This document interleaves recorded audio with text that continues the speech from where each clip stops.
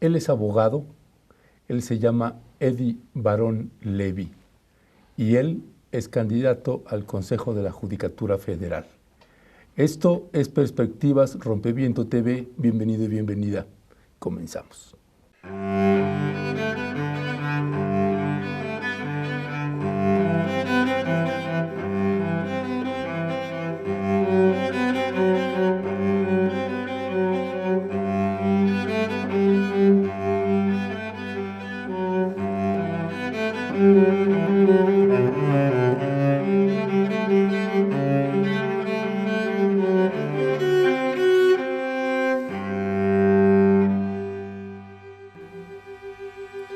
En este mes, precisamente, el presidente de la Suprema Corte de Justicia de la Nación, el ministro Arturo Saldívar, dio una conferencia de prensa y hizo algunos anuncios históricos, como él lo mencionó, y uno de esos tenía que ver también con la destitución de un ministro de la Judicatura Federal. Y de pronto, en las mañaneras con Andrés Manuel López Obrador, también salió el tema. Andrés Manuel, el presidente, dio una explicación en su conferencia de lo que es el Consejo de la Judicatura Federal y algo que no necesariamente estaba en el radar, por lo menos de la población civil, de cuál es el papel y cuál es la función. Por eso, esto adquirió una mayor relevancia y estamos aquí bien contentos de que aceptó aquí la entrevista, la invitación a que nos visite el abogado Eddie Barón Levy. Muchas Eddie, gracias. Bienvenido. Gracias, Ernesto, a ti y a tu programa de gran audiencia por internet, que ahora es hablando de tecnologías. Hablando de tecnologías. Eddie, ¿qué momento es el que de pronto te encuentras, hay un relevo en la judicatura y tú estás concursando? ¿Por qué concursar tú, Eddie Barón Levy? ¿Cuáles serían tus propósitos o tus objetivos de ocupar un cargo de mayor relevancia en el país? Mira, en primer lugar, creo yo, Ernesto, que México se merece un cambio radical. Construir sobre lo que ya está sólido, pero mejorar. No podemos pararnos a la mitad como en el desierto y decir, no tenemos guía ni brújula. Yo he litigado en México, en Estados Unidos, ahora sí que algunos compañeros me dicen, ¿a qué te estás metiendo? Si estás feliz litigando, te va bien. Yo creo que es por eso, porque de litigante veo lo que en primera pasa. Veo abogados, no todos, pero varios abogados, falta de ética, lo que le prometen a los clientes. Veo las fuentes de donde puede haber corrupción de los abogados.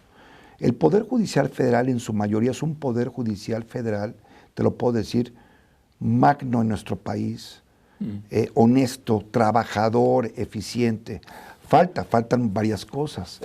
El 98% de los asuntos federales, llámese demandas, juicios ordinarios, amparos, que es lo que más da, no es en la Suprema Corte, como al contrario que mucha gente del pueblo lo pensaría. Es a nivel de juzgados de distrito, que son los juzgados de primera instancia federales, de los magistrados unitarios que manejan las apelaciones en lo general, términos generales, para no ser muy legaloide, ¿no? Y los magistrados de circuito de los tribunales colegiados. Ahí son de 95 a 98%. La Suprema Corte lo que recibe es de todo esto algunas cuestiones que entretienen y deciden si se desecha y se quedan o no se queda. El presidente del Consejo es el presidente de la Corte, pero existe otro consejo. O sea, el Consejo de la Judicatura, al contrario de lo que muchos creen, no es la Suprema Corte, ¿no? Es más, la Suprema Corte puede revertir y revocar fallos y acuerdos del Consejo, pero el Consejo es muy independiente en lo general.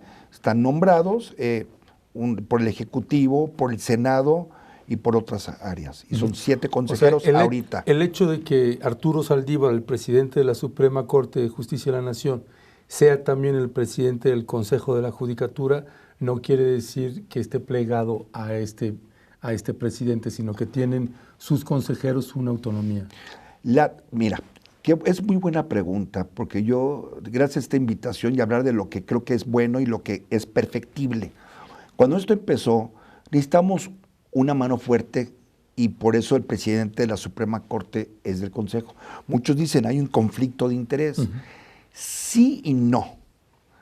Voy a ponerme al estilo del país junto que tenemos, donde hay más independencia judicial en lo general, en Estados Unidos. Tienes al Consejo Judicial Federal, que es el Federal Judicial Council. Cada ministro de la Corte, que es un justice, maneja ciertos estados, los circuitos. Pero hay una comisión de disciplina que también están involucrados, jueces y magistrados federales. En teoría, yo diría que es perfectible en que no sea el presidente de la Corte, porque es un tribunal constitucional, con estas modificaciones a donde está llegando y que sea un consejo más independiente o hasta aumentado. Hay iniciativas de ley, tengo entendido que en eso quieren, pero también hay mucho que perfeccionar en estas iniciativas. Entonces, yo no lo veo mal si hay una independencia, obviamente. Ahora, sí tiene que haber una vía paralela entre Suprema Corte y Consejo. ¿Por qué? ¿De qué sirve que el Consejo, por ejemplo, destituya a un juez y de repente la Corte sí tiene esa facultad de revocar? O de los acuerdos mismos. Sí. Sería nada más calentar una silla y hacer una imagen o una fantasía de lo que no es. Finalmente, ¿no es eso lo que había estado pasando en los últimos sexenios, que estaban calentando la silla? Esto es, ahorita que entró Andrés Manuel López Obrador, entró el nuevo presidente Arturo Saldívar, y de pronto hay una recomposición, hay una campaña de Andrés Manuel López Obrador en medios y en los hechos, según la mirada de cada quien, en este combate frontal a la corrupción. Y en esta acción que habla Arturo Saldívar, en esta conferencia que da, toca esos dos puntos también, ¿no? Pero antes nunca había sucedido, ¿no? Son épocas inéditas. Te puedo dar un ejemplo como muestra y regreso a México. Porque todos dicen, es que el presidente de la Corte dio. A ver, Trump en Estados Unidos y el presidente John Davis, que está en la Corte, que ese sí es de por vida, así fue diseñado, son 9 ministros. Tú sabes muy bien que con todo esto de las demandas que hemos hecho, grupos de abogados, que hemos ganado varias suspensiones a nivel de primera instancia en colegiados, ya a la Corte, varias cosas, llevamos muy buena racha. ¿Por ejemplo? Por ejemplo, ahorita el de los Dreamers, por ejemplo, hubo una suspensión a nivel de distrital y federal que no pueden correr a los famosos Dreamers, ¿no? ¿Ustedes la llevaron? La llevamos. Esto tipo pro bono por acción social, se han juntado organismos de abogados que normalmente no lo harían. A veces está la misma Barra Americana de Abogados, del cual soy funcionario orgullosamente. También tenemos, por ejemplo, a la Barra Mexicana de Abogados, la Raza Abogados, la ACLU, que es la Unión de Libertades Civiles de Estados Unidos. Dicen que a veces los proyectos traen a extraños socios, ¿no? En los proyectos de lo que uno cree que es correcto y lo que no. Ahorita esto va a la Suprema Corte.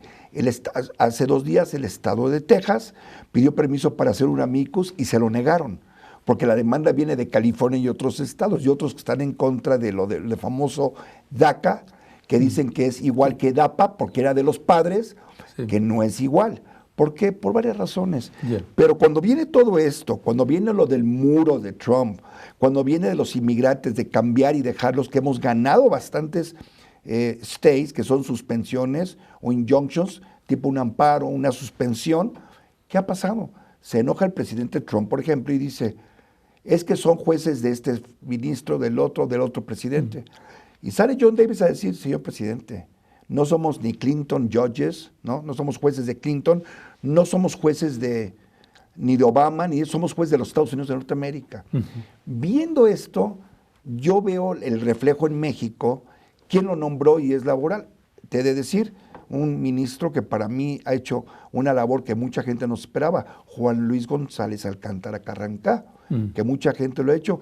Él mismo decía, es que es gente de Andrés Manuel, que difiero de eso porque él fue presidente del Tribunal Superior de Justicia un año antes que fuera Andrés Manuel López Obrador jefe de gobierno, está ahí como presidente del tribunal Y él mismo tuvo la votación para esto, de una de las impugnaciones que hubo para los salarios. Él fue el voto que lo declaró inconstitucional. Entonces, nunca sabe uno para dónde. Me decía el ministro Gorsuch, que estuvimos juntos en Oxford hace 3 meses, le platicábamos de Trump, que piensa que los tiene, y me dijo, no puedo creer que lo piense, y si lo piense, punto suspensivo, pero está equivocado, ¿no? ¿Por qué? Bueno, aquí son 15 años, allá es de por vida. Entonces, a mí ya me nombraste, yo ya soy un juez de Estados Unidos, ¿no? Puedo, en mi filosofía conservadora o liberal, decidir si creo yo en una constitución que respira, que está viva, o una que es textual y originalista. Es donde vienen los cambios. Ahora, traslado eso a México. ¿Qué está pasando en México?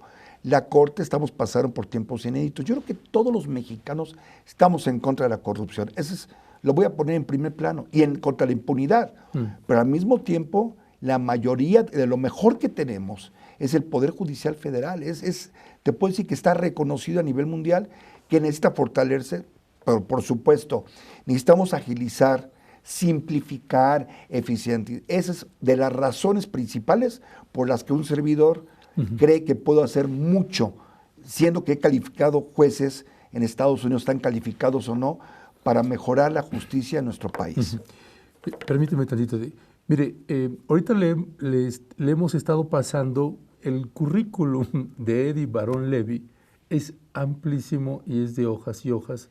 Entonces, como en algunos programas ya lo hemos hecho, no nos tardamos tanto tiempo y hizo eso, sino que vamos pasando, usted va viendo. Pero regresando a esta parte de tu currículum y esto que refieres tanto de los Estados Unidos, tú estuviste 25 años aproximadamente o has estado 25 o 30 años trabajando en los Estados Unidos. ¿Tienes doble nacionalidad? ¿Cómo estás ahí? No, soy mexicano, yo resido legalmente en Estados Unidos.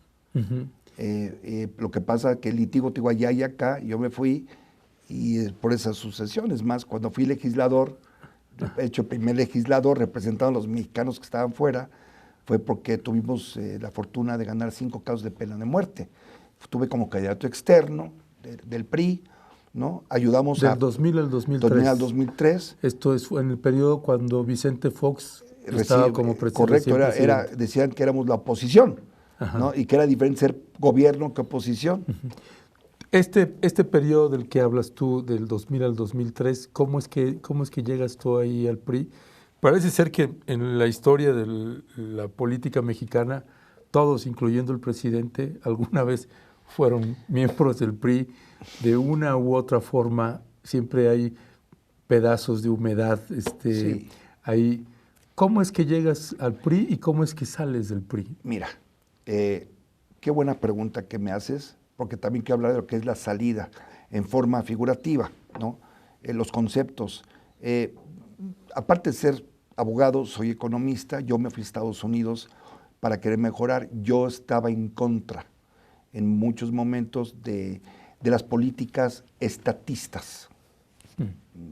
No hablo nacionalistas, estatistas. Creo que en México somos un país que tenemos tanta riqueza, tanto que dar. El mexicano es la persona más capitalista del universo. El taxista que dice voy a trabajar otras 3 horas para, perdón el léxico, fletarme y dar a mis hijos para una torta más, para esto, ¿no? La señora que te vende las pepitas en la calle, que te cuesta 20 pesos o 30 pesos y que le da el tirón a la bolsa y que las pepitas se bajan a la mitad. Yo hago este reflejo de cuando yo me fui, ¿no? Tuve la oportunidad de irme, yo juego fútbol americano, me fui con una situación del CONACYT, el CONACYT se acabó el dinero, entramos en crisis de caja y gracias al fútbol americano tuve la beca para seguir allá.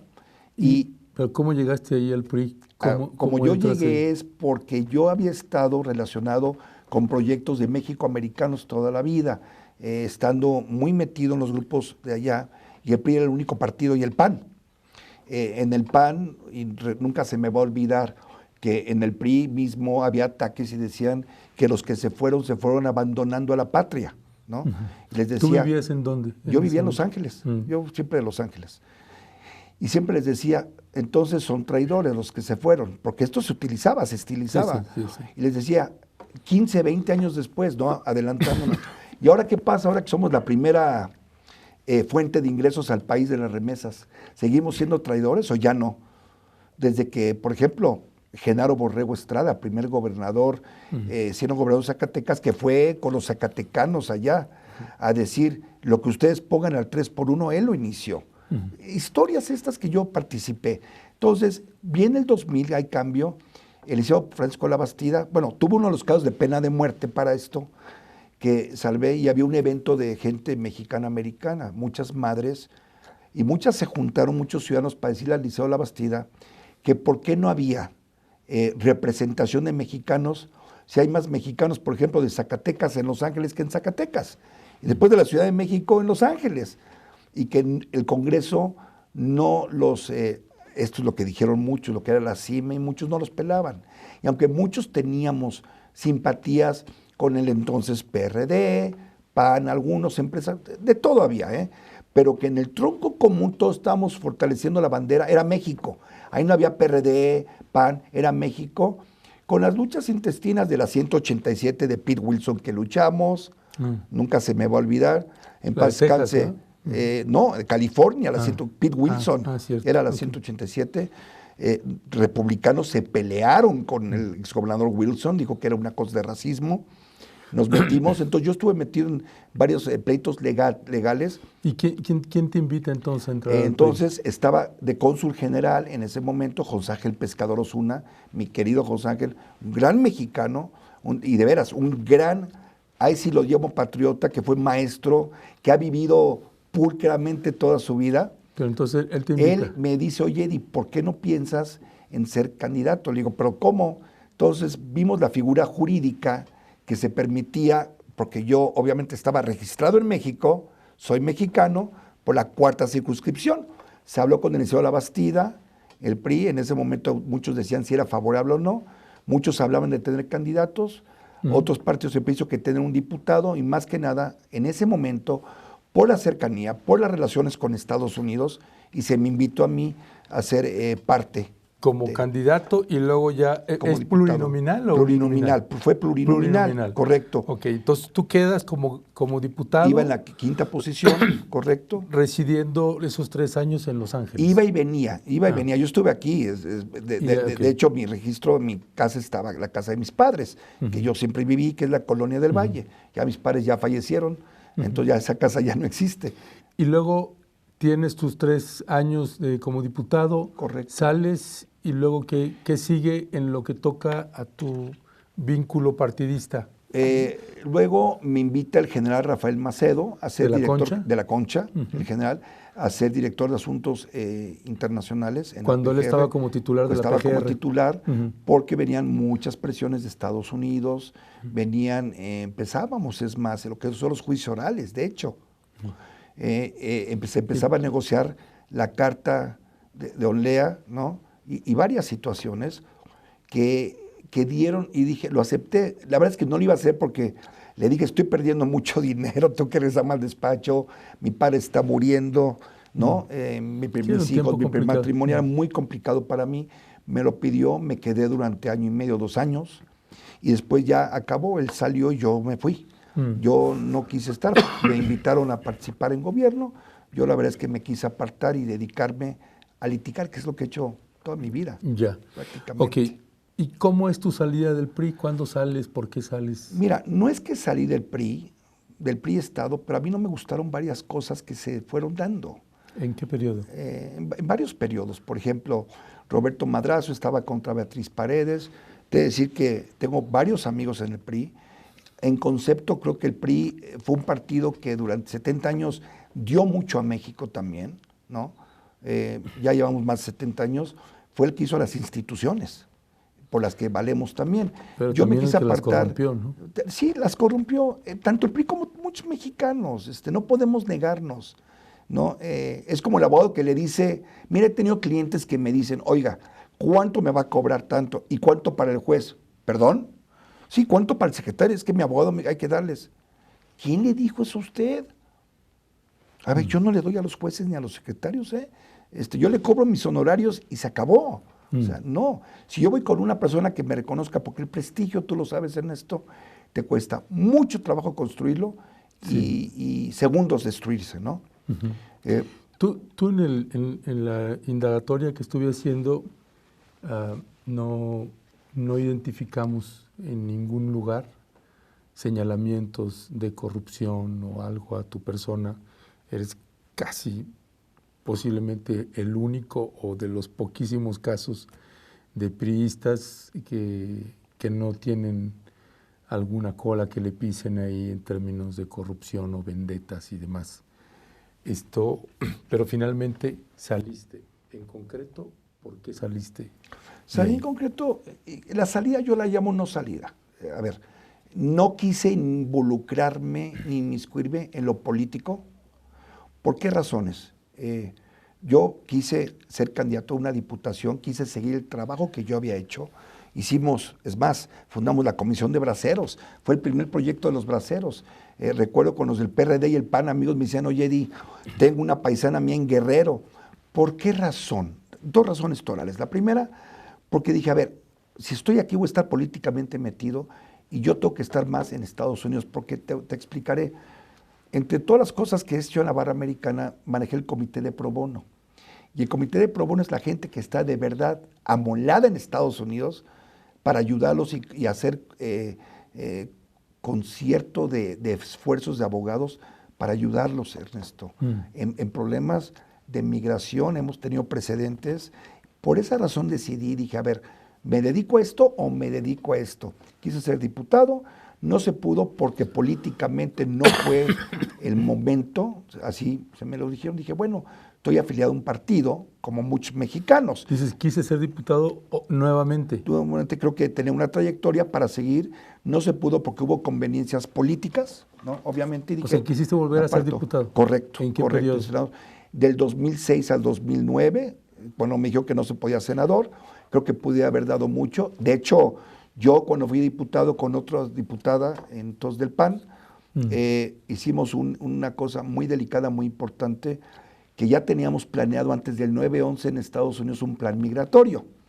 Se había negociado, fuimos a la Casa Blanca de Bush, hablamos con Al González y yo venía con el paquete de 200,000 mexicanos listos para ser permitidos entrar allá, etcétera. Esto fue 3-4 meses antes del 9/11. Y entonces, ¿saliste del PRI?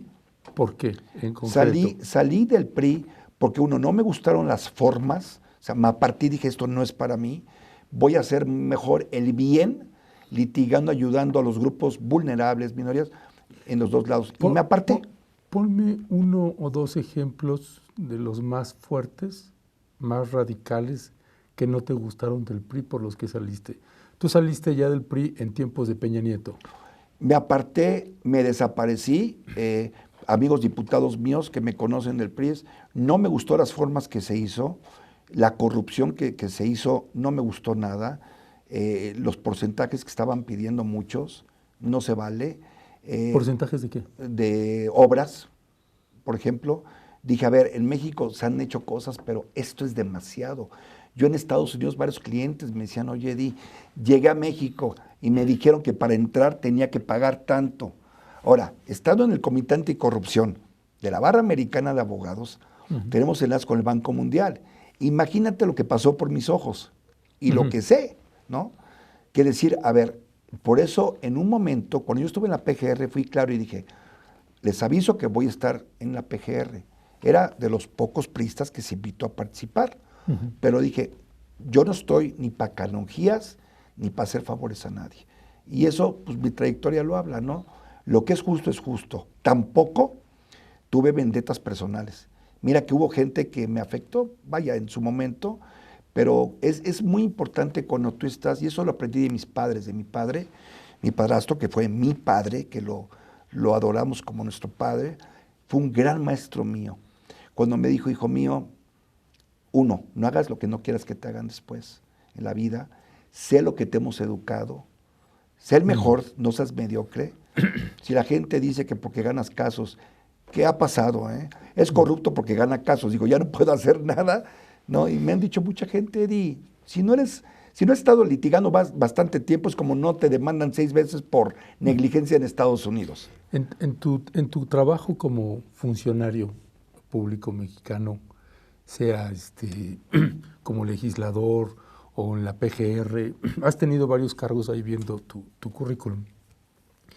¿Hay algo de lo que te arrepientas de haber hecho o callado? No, porque nunca lo hice. En todas mis intervenciones. Te voy a dar un ejemplo, que es muy claro.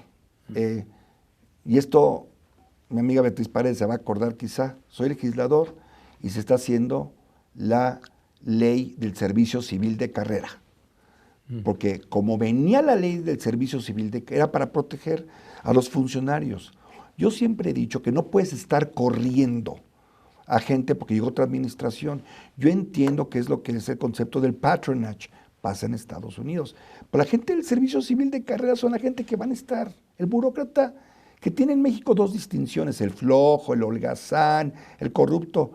Pero hay gente honesta que se ha ganado del fruto de su trabajo arduo y han enseñado a sus hijos a ser correctos. Por eso digo, son 2 imágenes distintas, ¿no? Si todos pensamos que el México es corrupto y que todos los catalogan así, te puedo decir que no es cierto, ¿eh? Es falso. Como dicen, no todos son iguales. Con uno que no sea Ernesto, no lo somos. Entonces, esta ley iba a pasar para todos y yo me opuse. Era el único voto en su principio rojo. Vino a hablar conmigo Beatriz Paredes y me dice, oye, Eddie, estamos haciendo la integración de comisiones. Estamos haciendo esto. Entonces, son las 4 de la mañana. ¿Seguro que no quieres? Digo, Beatriz, van a utilizar esta ley para corrernos la gente que ha trabajado. Yo no estoy de acuerdo, nos la van a cobrar porque dice que el PRI es lo peor, siempre ha sido. Los presidentes siempre quieren echar la culpa a lo anterior. Y yo no digo que no haya problemas, nada más mejóralos. Para eso te eligieron, ¿no? Para mejorar la situación. Y entonces me opuse. Se me prometió que se iba a modificar. Le dije, te voy a decir lo que va a suceder. Cambié mi voto a amarillo, porque sí, dije, no lo voy a aprobar. Creo que fui uno de los únicos 3 o 4 en su momento, tenía amarillo. Me abstuve, no estuve de acuerdo. Y lo dije, en las sesiones que tuvimos también, en muchas situaciones dije, no estoy de acuerdo en esto. Ratificaciones de Senado, en la permanente, porque yo era diputado. Dije, no estoy de acuerdo. ¿Cuál es Eddie Barón Levy, candidato al Consejo de la Judicatura Federal? ¿Cuál es el fundamento de tu ética? Pensando en que si tú fueras un nuevo consejero, ¿cuál es el fundamento de la ética de un próximo consejero, por ejemplo? Que la gente te escuche y diga, bueno, con esta trayectoria, tú tienes una trayectoria laboral impecable, laboral en términos como abogado, como litigante, en todos donde has estado. Me parece que como a muchos políticos, todos los que han estado en el PRI siempre tienen ahí una, como decía Mafalda, una basurita en el ánimo, ¿no? Para los mexicanos es así. Estando tú donde has estado y lo que te ha tocado ver y la gente que te está escuchando, ¿cuál es el fundamento de la ética de Eddie Barón Levy? Qué bueno que me lo preguntas. Primero, seguir los consejos de mi padre y lo que yo a mis hijos les he enseñado. El trabajo arduo y eficiente y las recompensas llegan solas. Yo soy un creyente en Dios, profesor de religión judía, no soy religioso de todos los días, ¿no?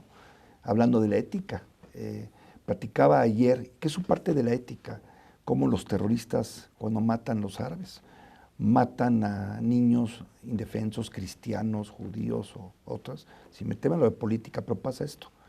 Los primeros abogados que quieren que los represen son judíos. Yo esto lo aprendí en Nueva York y les pregunté por qué. Y me contestaron, porque ellos aprecian la vida y defienden hasta el último segundo. Bueno, con esa ética que yo tengo, de trabajo, de integridad, que en la vida todo te va a llegar. No, ¿cuánto la gente se puede llevar? ¿Tú eres judío? Soy judío. Soy judío de profesión. Soy judío de religión. Obviamente, no la profeso todos los días. Es más, mi segunda esposa es católica. Voy a misa, la acompaño. En mi casa se dicen las oraciones, bendiciones en ambas religiones, ¿no? Hay un Dios, pero la ética de Eddie Barón es, primero, no aceptar algo que yo no esté de acuerdo. Eso es uno. Dos, va de la mano. Yo no me dejo presionar con nadie. En su momento me quisieron presionar, me quisieron presionar y les he dicho, a ver, si se trata de esto por esto, no voy, ¿no? Ok, Eddie Barón, ahorita quiero regresar a un punto que comentaste, pero que tiene que ver con tu actividad político-laboral. Pero viendo tu currículum, en algún momento tú fuiste miembro activo de la Asociación of Criminal Defense Lawyers. Sigo siendo. Abogados de defensa penal de Estados Unidos, que es el National Association of Criminal Defense Lawyer. Y que uno ¿Lo sigue siendo a partir de cuándo? He seguido siendo, toda la vida. Toda la vida. Soy miembro de número, igual que de la barra americana.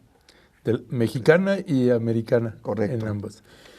Hay otro dato aquí que dice, integrante activo de la Asociación Nacional de Inteligencia Militar de los Estados Unidos de Norteamérica. Tradúceme qué es eso. Con mucho gusto. O sea, ¿cómo entenderlo? Porque pues uno lo lee y dice, ups, a ver, un próximo consejero de la Judicatura de pronto es integrante activo de la Asociación Nacional de Inteligencia Militar de los Estados Unidos. Te lo comento. Yo tuve beca, fui al Colegio de Guerra del Ejército de Estados Unidos, soy alumno de por vida. Porque en parte de lo de derecho que yo ejerzo es de seguridad nacional. La seguridad nacional, es más, tengo un diplomado de seguridad nacional en el INAP. Y parte de esto es el derecho constitucional, es la seguridad y las libertades. Por esa razón me metí mucho en esto. Por ejemplo, en la Procuraduría de Estados Unidos, yo esto lo quise proponer a 3 presidentes en México. Tiene que haber un subprocurador de seguridad nacional, porque la seguridad nacional implica economía, finanzas, comercio, derecho, Estado de Derecho, que es rule of law, va de la mano. ¿Tú sabías que el Estado Mayor Conjunto de Estados Unidos, por ejemplo, o los agregados que hay en la fuerza, que es, por ejemplo, Southcom, Comando Sur, West Northcom, lo primero que tienen es abogado general, fíjate, para ver qué es legal, qué no es legal? Por esa razón, es la acción de miembros de inteligencia militar que hemos ido, por todas estas razones que va de la mano con seguridad nacional. Porque cuando te dicen que necesita seguridad nacional, por ejemplo, un juez de distrito, ¿cómo vamos a hacer uniforme en México cosas que son de seguridad nacional verdadera? ¿Cómo lo vamos a hacer? Que un juez y un litigante sepa, porque hay hasta tesis de la Corte que habla que tú tienes derecho a accesar ciertas cosas. Hay cosas que no se pueden accesar, pero de otra forma redactada sí se puede.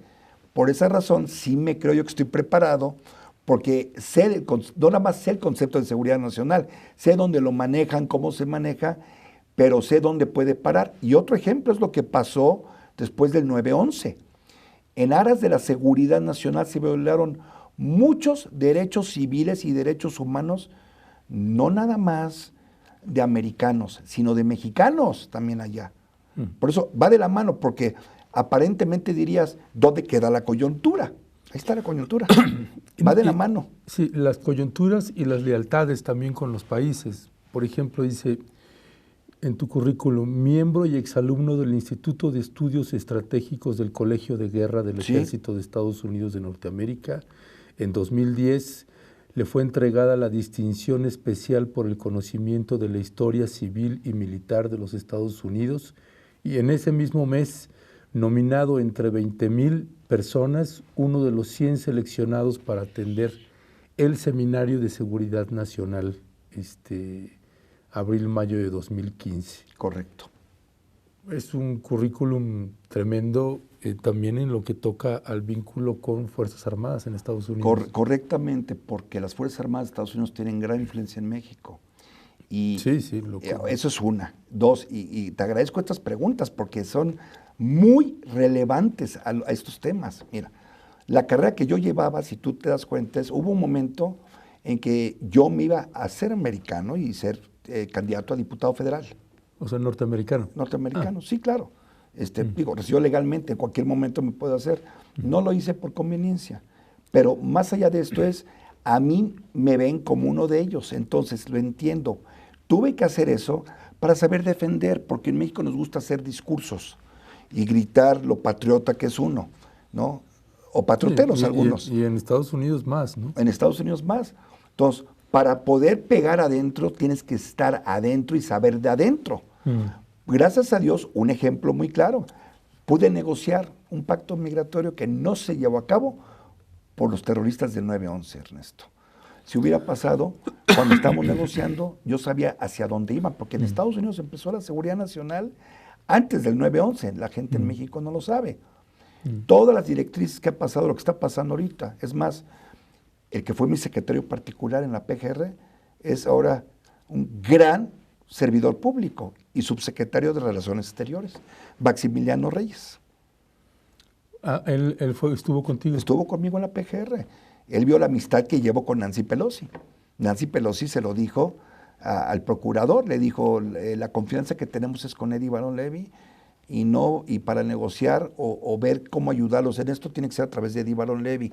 Yo creo que esto es importante porque es el prestigio que hay en ambos equipos. Te doy otro ejemplo. El caso del Marine John Hammer hace 6 años, que estuvo en México, y fue un caso políticamente muy difícil, porque lo habían detenido, porque le pidieron una lana. Los de aduana, él venía de 3 tours en Irak, en Fallujah, fuerzas especiales. ¿Y qué es lo que sucedió? Va a Costa Rica de casa con un amigo, con un camper viejito. Le dice en Estados Unidos, ¿puedo pasar con esta escopeta de mi abuelo que me la dio? Que el calibre no es el problema, era 22, pero por el tamaño de una uña pensaron que estaba recortada. Le digo, no, sí puedes pasar, hombre. Pasa, y el de la aduana en México, un comandante le dice, ya te fregaste, pasa un dinero, porque te voy a pagar. Y ahí todo se vino abajo.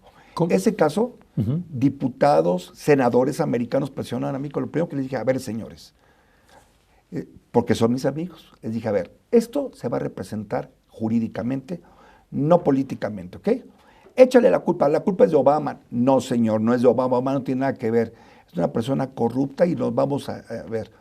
Tuve que luchar y lo ganamos, lo sacamos absuelto. Te he de decir que esto se enteró en su momento y lo sabía y estaba muy molesta con lo que estaba pasando en el sistema de justicia, doña Olga Sánchez, ¿okay? Cordero, que me conoce. Pero ¿por qué es importante esto? Ese dato de corrupción, cuando todos piensan la corrupción de México, ¿a quién hay que pagarle? A nadie. Es más, ahí tengo una grabación que iban a venir 6 Marines a sacar a este muchacho de ellos de la cárcel. ¿Tú te imaginas el problema que podía haber habido? Tú que hablas con el general Padilla, decía el general, esto se resuelve jurídicamente, porque si ustedes, senadores americanos, quieren llevarse la galleta de la fortuna que ustedes fueron, reconocimiento, van a hacer que un diputado mexicano venga aquí entonces y diga, me traes a mi indocumentado que está detenido. Por eso va de la mano. Por ejemplo, esto último reciente que sucedió, lo que el gobierno mexicano, en voz del secretario de Relaciones Exteriores, Marcelo Ebrard, señaló ya como un ataque terrorista a mexicanos en El Paso, Texas. ¿Qué tratamiento tendría que darse ahí en ese caso? ¿Fue un ataque terrorista? Por supuesto. Te voy a decir algo. Llegó un secretario de Relaciones Exteriores que está pensando o está siendo asesorado, y me da gusto decirlo, aquí sí, digo, honor a quien no lo se me, de varias teorías jurídicas y cosas que digo yo lo hubiera hecho. Cosas así, yo hace 30 años lo dije 20, pero no era politically correct en ese momento, es lo que me estaban diciendo. Lo felicito, y hay más. Hace 2 días pasó algo muy interesante que creo que no se sabe todavía públicamente, se va a saber mañana, yo creo. Hay un caso en que un policía de aduanas americano, estando en México, un mexicano lo mató, uno desarmado, ¿te has de acordar? Sí. Bueno, sí. Hay una demanda que subió hasta Estados Unidos ahorita. El gobierno federal ya se hizo parte oficialmente y le autorizaron que entrara ante la Suprema Corte para poder estar del lado del agente aduanal. Están diciendo que no tiene derechos americanos estando en México, que no hay una relación. Ese caso de la Suprema Corte de Justicia va a ser muy, muy importante. Estamos haciendo las gestiones para que la barra americana, que tiene un peso específico en Estados Unidos y en el mundo, American Bar Association, se meta como friend of the court. Estamos en eso ahorita. Pero es muy delicado este caso porque puede ser la implicación de varios otros, incluyendo inmigración, etcétera. Esto que hizo el secretario, por supuesto, pedir la extradición, por supuesto, nada más porque van el otro que pasó de pena de muerte. Claro que sí, y yo creo que sí se da la figura jurídica para pedirlo, como otros delitos, ¿eh? Ok, a ver, Eddie Barón Levy, candidato al Consejo de la Judicatura Federal. Hay otro caso muy reciente donde precisamente señalaba yo al inicio del programa la conferencia de prensa que dio el ministro Arturo Saldívar, el ministro presidente. Vamos a ver un fragmento que tiene que ver con el tema que a México nos ha hecho pedazos y que es la corrupción. Hay un fragmento. Santi, por favor, suspender magistrado el video, por favor. En segundo lugar, quiero dar este aviso. Derivado de la política de cero tolerancia a la corrupción que he venido encabezando, el día de ayer el Pleno de la Judicatura Federal determinó suspender a un magistrado de circuito del primer circuito por inconsistencias graves en su situación financiera.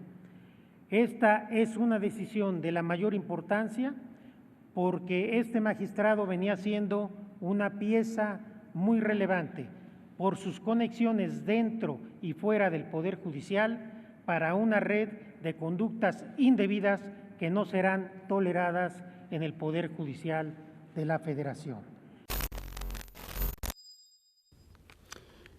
¿Qué decir? Es algo que hemos arrastrado en el país, los niveles de corrupción en los tres poderes de la Unión, ejecutivo, legislativo y judicial. Y aquí por vez primera, a cielo abierto en una conferencia de prensa, se da la destitución de un magistrado. ¿Qué pensar, qué decir sobre esta postura del presidente de la Suprema Corte y del Consejo? Y cómo prevenir de manera más eficaz. Un día no va a estar él, un día no va a estar López Obrador, un día estarán otros presidentes, otros consejeros. ¿Cómo acotar que esta historia no se nos repita y no se nos repita? Eddie Barón. Voy a empezar por algo que el mismo ministro presidente Arturo Saldívar ha dicho en sus tesis: el debido proceso y la presunción de inocencia. Todos tienen derecho a la presunción de inocencia, incluyendo a este magistrado que se le suspendió, no se le destituyó, que sí, es muy diferente. Sí, sí, es correcto. Mira, yo no conozco las entretelas, la verdad, de la información que ellos tengan o no. Entonces, te lo voy a hablar, si me permites, de afuera. Sí. El Consejo, te digo, es muy importante porque es la justicia, es lo que se ve. Ahora, también hay en el otro México que hay, con mucho mico dicen, híjole, es el que se atrevió a suspender una decisión el aeropuerto de Santa Lucía. Sí. Por ahí tenemos una imagen, Santi, del diario 24 Horas, que precisamente este magistrado, ahí está, es el que llevaba es el que concedió los amparos para el aeropuerto de Santa Lucía. Exactamente. Y el mismo que también impidió que se construyera, que se iniciaran las obras para otra vez llenar el lago de Texcoco. Ok, déjame que te explique. Un magistrado no actúa solo. Ese estaba en un colegiado. Es que todos dicen también actuó solo. Son tres, fue unánime. ¿Ok? Ese magistrado en una decisión pudo haber sido un disidente.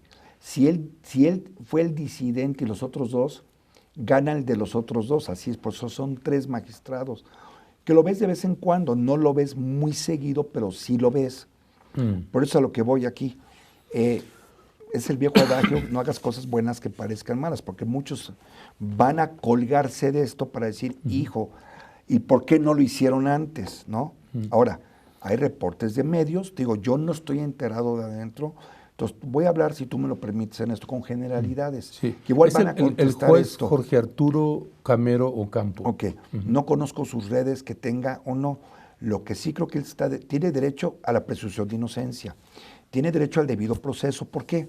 Porque ya ha dicho la Corte, el Pleno, que el derecho administrativo sancionador es lo que se llama cuasi penal. Entonces, si vamos a sancionar administrativamente, tiene los mismos derechos cuasi penales que en un asunto penal, porque puede ser que se quede en lo administrativo, no en lo penal. Otros medios han dicho, depende de qué lado, yo siempre digo que uno no puede ser juez de la información que recibe, sino la que uno busque y encuentre, porque muchas veces lo que dicen los medios no es lo que son las cosas. Y lo he aprendido, ya no te digo en México, en Estados Unidos, en París y en otros países. Sí, sí. Entonces yo he decidido no suponer, porque las suposiciones a un abogado lo matan. Puedo asumir, pero no suponer, es una diferencia muy grande. Si el ministro tuvo a bien esa decisión, qué bueno, porque entonces tiene información, que el magistrado tiene derecho de defenderse y dice, a ver, señores, porque también se dice, es una casa que yo vendí, que heredé de mis papás, y compré esto. No siempre se dice, es que no ganaba tanto. A ver, yo he estado fuera 20 años del servicio público. He ganado y he pagado, yo pago impuestos, todo lo tengo, y la pregunta que yo hago es que tiene 10 millones. Bueno, y si gané en un caso tanto, ¿dónde está el problema? ¿No? Cuando lo pude ganar. Esas son las cosas, sutilezas, cosas finas que hay que tejer. Ahora, a mí lo que me importa es, sí, este magistrado con las tejas. Pues yo voy a otro tipo de corrupción también que los mexicanos no lo vemos. Se supone que el amparo es el arma elemental para defender al pueblo de México. Pero tú vas con amparistas, tienen derecho a cobrar lo que quieran, pero se ha hecho tan técnico el amparo y le han dado tantos cambios que el amparo casi es convence al juez primero y luego te presumes inocente, por ejemplo en lo penal. ¿De qué sirve el artículo primero de la Constitución que nos ha costado trabajo a los mexicanos, los tratados y convenciones, si un juez va a decirte, se sobresee el amparo? Ni siquiera lo voy a escuchar, no se vea ni sobreseer. Si es un juicio de garantías, métete al fondo y ve las pruebas. Es a lo que voy. Un ejemplo como litigante que es tan tonto, pero te enseña lo tardío y lo burocratizado que está el sistema. Hay, por ejemplo, el caso de 27 implicados del caso Ayotzinapa, que también fueron liberados en este caso por el juez Samuel Ventura Ramos, y que la propia Secretaría de Gobernación ha denunciado a este juez y ha solicitado a la Judicatura que se haga una investigación exhaustiva sobre este caso de este juez. Y que además un caso tan doloroso para el país, tan emblemático para el país, y que se da una serie de irregularidades y sucede esto. Y la Subsecretaría de Gobernación dice, tenemos elementos para decir que este caso no está siendo bien llevado por este juez. ¿Qué hacer en este caso? Por ejemplo, ¿cómo prever, cómo sabemos que si el nuevo juez Eddie Barón Levy no va a hacer lo mismo? ¿Qué garantías dar? ¿Cómo proteger a la ciudadanía Qué bueno que lo dices. de tanta dilación? Pero me voy a meter a los 27 de Ayotzinapa porque es jurídicamente esos son los ejemplos que están dando. Sí. A ver, hay una desgracia en este país. Y te la voy a decir porque yo fui Ministerio Público, estuve en Procuraduría y le he ganado casos muy complicados a los ministerios públicos. Cuando te quieren cuadrar algo, te lo cuadran. Todavía, aún con el sistema. Gracias al sistema oral adversarial, se han ventilado y salido cosas, el chapopote negro. Te aviso, Eddie, nos quedan 7 minutos de programa. Okay. ¿Vale? Muchas gracias. Entonces, gracias a esto, se está saliendo todo el chapopote. Voy a decir una palabra, perdón, igual ven la censura, el mierdero que hemos tenido, porque sí lo hemos tenido. A ver, el que se quiere engañar solo, no vamos a tapar el sol con un dedo. Pero eso no quiere decir que los MPs no hagan su trabajo, se le culpa a los jueces. El juez lo soltó, espérame, si no están las pruebas o están fabricadas, Yo como abogado he demostrado pruebas falsas. Yo no estoy en la Secretaría de Gobernación, pero hay una gran jurista que está ahí, que fue ministra, que tuvo el caso de Flores Cassés, que ella lo sabe si sí estuvo correcto o no. Yo como juez estoy atenido a lo siguiente, lo que la jurisprudencia me obliga, punto. Yo consejero, me dijiste juez, pero sería consejero. Consejero, perdón. Yo no puedo influir en un juez. Yo respeto la independencia judicial. Tú Lo que yo revisas. Yo como consejero revisas el trabajo del... No. Si hay una denuncia, ojo, el que hace el consejero, ese es lo importante, con tecnologías, darles armas para que se mejoren, para evitar la corrupción. El consejo sí puede hacer eso, poner guías para evitar la corrupción, que es horrible, ¿ok? A ver, en la definición es el órgano encargado de la vigilancia y disciplina de los jueces y magistrados federales. Correctísimo, cuando hay una denuncia. Pero a ver, el Consejo, por ejemplo, tiene facultades, fíjate, para ir a investigar afuera en otros países. Son armas que yo he usado como litigante y no se ha hecho. Más allá de la Fiscalía General, el Consejo tiene la facultad, por ejemplo, que todos tienen cuentas muchos en Estados Unidos, yo te lo puedo decir, y voy a traer todo el conocimiento que he tenido como litigante y lo que he hecho para decir al Consejo, quiero mi propia investigación. Hay una contralora que fue procuradora, Arely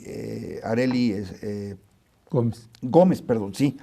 Entonces, dale armas, porque yo no voy a esperar a que la Fiscalía decida pedir investigar. Yo tengo facultad bajo otros instrumentos que existen en Estados Unidos, por ejemplo. A ver, dame esta información. Es lo que quiero hacer para entonces integrar todo y decir, aquí está este caso. Yo integrarlo, no el fiscal. Yo soy el que lo tengo que integrar si estoy vigilando y denunciando. ¿Sí me explico? Por eso también se caen muchas denuncias. ¿Y qué hay de las de hostigamiento sexual y laboral también al personal? Porque el personal también hay personal que están siendo hostigados, tienen derecho a defenderse también. Que ese es parte de los ejes rectores que tú estás planteando que hay que cuidar.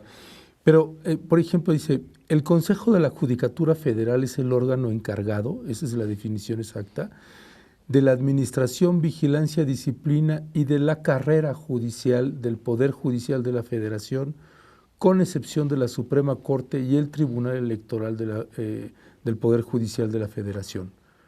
O sea, ustedes supervisan al juez. Sí, y podemos investigar, por ejemplo, derivado de sus declaraciones patrimoniales, hacer programas tecnológicos que hay del incremento, a ver, cómo un juez que tenía tanto, puede ser explicable, porque no todo lo que aparenta es oro, muchas veces es heredé, mi abuela heredé, mi tía también, lo hicimos así. No, lo que pasa es que con la historia que tenemos en México, sí, a lo largo y ancho de la República Hubo un gobernador, Mexicana, tú te acordarás, de un estado norteño que decía que era el más afortunado porque siempre se sacaba la lotería, sí, hace años. No, es que... No digo nombres, pero...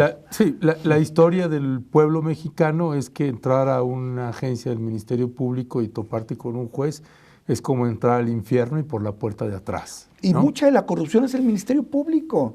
El Poder Judicial, a ver, y yo voy a suscribirme a esto, lo que dijo el presidente de la Suprema Corte de Estados Unidos cuando en su confirmación, me gustó mucho. A ver, yo como juez, ¿qué tengo que hacer?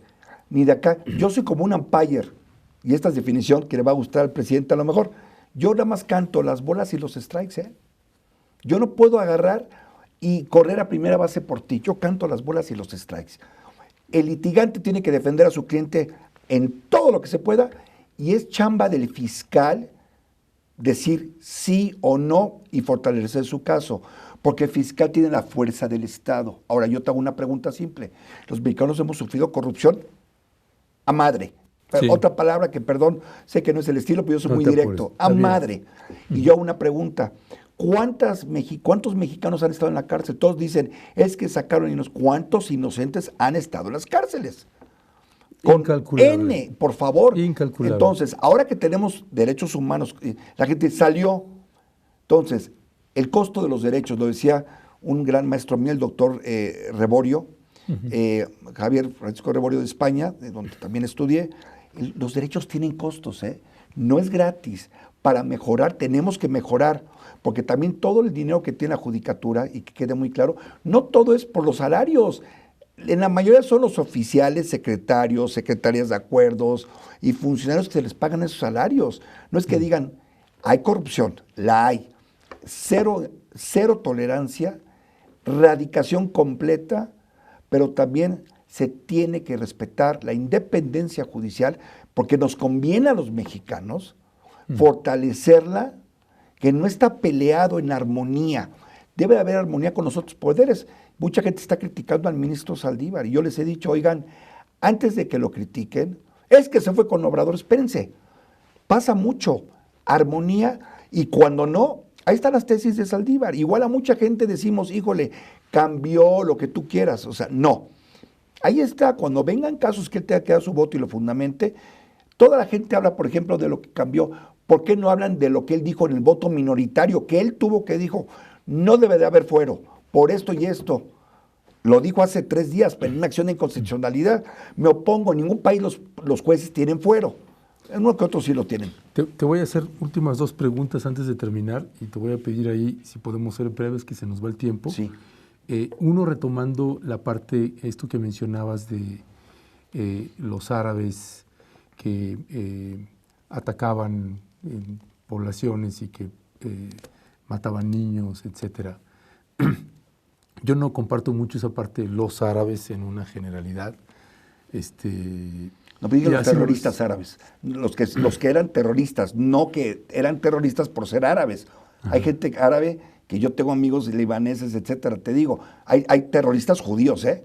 Sí. Hay terroristas de todo. Decía, los terroristas árabes, vamos a jamás, que mataban, esos. O sea, yeah. Bueno, sí, quise aclararlo. Okay, sí, porque... No, y te agradezco que también señales, bueno, sí, también hay terroristas por judíos supuesto. Y hay terroristas de esto. Ok. Bueno, el otro punto es, ¿qué ofreces tú como consejero de la Judicatura Federal? ¿Qué le ofreces, qué le garantizas desde tu persona y tu integridad al pueblo mexicano, en el caso que fueras electo? Voy a tratar de resumirlo en 3 puntos. Fortalecer la independencia judicial, integridad y lucha contra la corrupción, cero tolerancia. Los sueldos de los magistrados. El presidente López Obrador planteaba, por ejemplo, sé que tú vas para consejero, no para magistrado, pero bueno, los sueldos tienen que estar debajo del presidente de la República. ¿Tú estás de acuerdo con eso o no? No necesariamente, por 3 razones básicas. La primera es, hay que hacerlo comparativos con otros países. Número 1. Número 2, el salario del presidente no está integrado. Hay que ver cómo está integrado también y cómo se llegó. Los jueces, para que sean independientes, y hubo una carta de la Barra Americana de Abogados que lo dijeron. Pero los jueces que hemos tenido en México han ganado 5 veces más y pues no eran independientes. Por eso, ¿no? Pero a ver, estoy de acuerdo, porque no se les puede exagerar los salarios tampoco. Es que no puede ser una disyuntiva, o 5 veces más que el presidente o menos que el presidente. Tiene que haber términos claros, razonables, comparados con otros países. 108 mil pesos mensuales, ¿te parece razonable o no? Bueno, yo te diría que yo gano un poco más en los despachos de Estados Unidos, y la pregunta es, mucha gente me ha dicho a mí, ¿pero por qué quieres ganar menos, Eddie? Todos, el poder. ¿Cuál poder? Es como cuando fui legislador. Un gobernador te puede decir, ¿sabe qué? Vaya a estar al demonio, no tengo por qué responderle. Pesa más un director de área, ¿no? Porque quiero hacer un bien en México, porque creo que en México nos merecemos, somos un país que tenemos todo para triunfar, y porque ojo, y cierro con esto, para que México pueda hacerle frente a otros países, a otras amenazas, y defender a nuestros ciudadanos en Estados Unidos, que ahorita está pasando, a los que mandan dinero a sus padres, a los que están regresando, necesitamos aquí en México un poder judicial fuerte, eficiente, preparado e independiente. Esa inconveniencia de todos los mexicanos. Eddie Barón Levy, muchísimas gracias por haber estado en Perspectivas en Rompeviento TV. Gracias a usted por habernos acompañado. Fue Perspectivas, nos vemos la próxima. Gracias.